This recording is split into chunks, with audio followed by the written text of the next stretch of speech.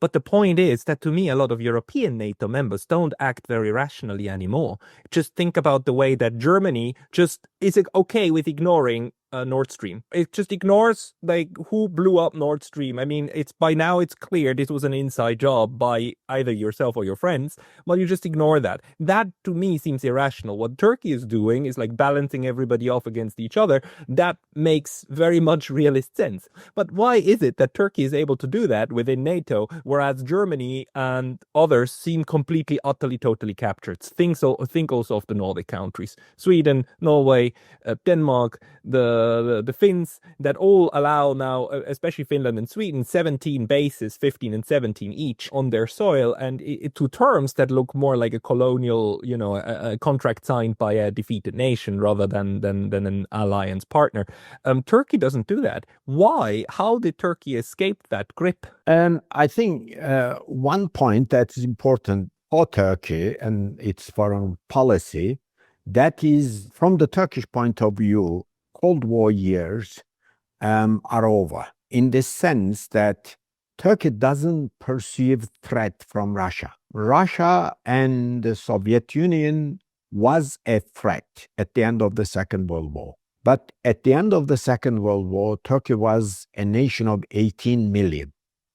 The Soviets had just lost 27 million people, but despite that, they were about 100 and nearly 70 million with enormous arsenal at their disposal.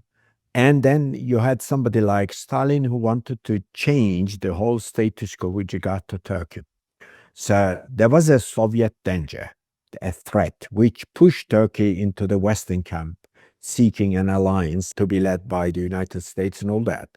But things have changed. Now, you are talking about a nation of 86 plus million and growing by roughly 1 million per year, despite, although lately, because of the economic crisis and whatever you do, the increase in birth rate has been, it has slowed down, but it is still there, and presumably it's going to continue, according to the demographic experts.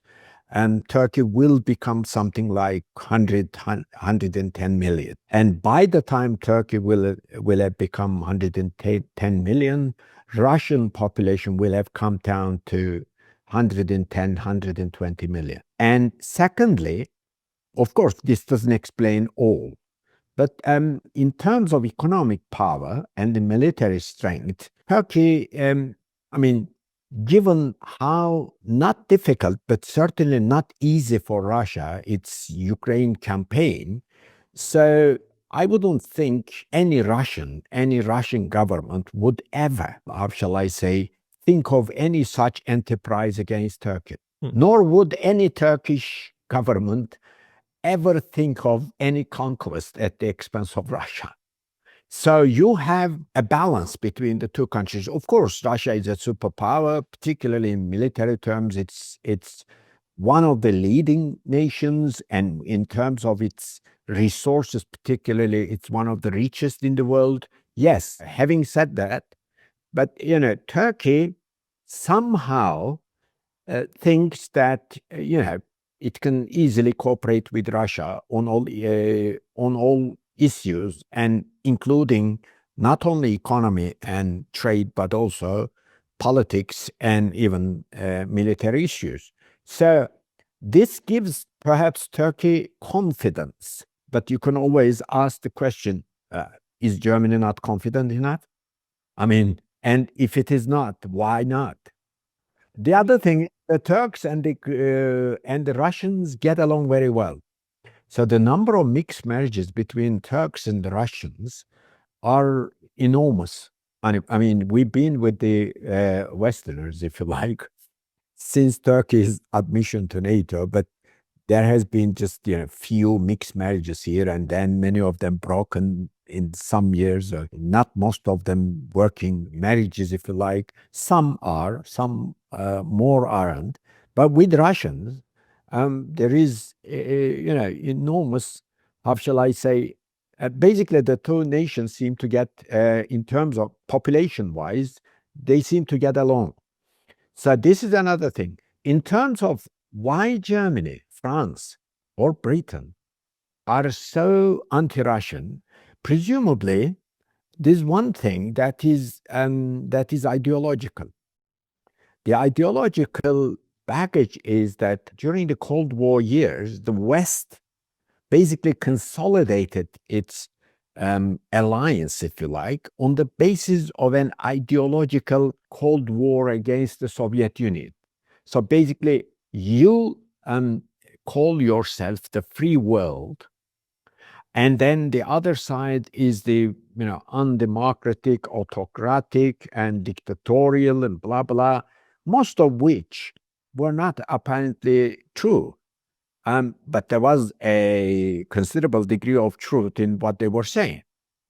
Now, in the unipolar world order, all these assertions became somewhat an ideological pursuit, like, goodies and baddies, good guys and bad guys, democracies versus autocracies, human rights and freedoms, as opposed to, less human rights, no political rights, blah, blah. And all this, I think, affected the liberal Western mind and blended them into such thing that you don't basically concentrate so much on your national interest when you are formulating a foreign policy. And this is also a dictate by the American liberal elite, basically, to the European liberal elite. But this is something unsustainable. And I don't think the Western governments, particularly in Germany, France, even Britain, will continue with these policies. I don't think the present government, which has just come to power, is going to last more than, say, 2 years.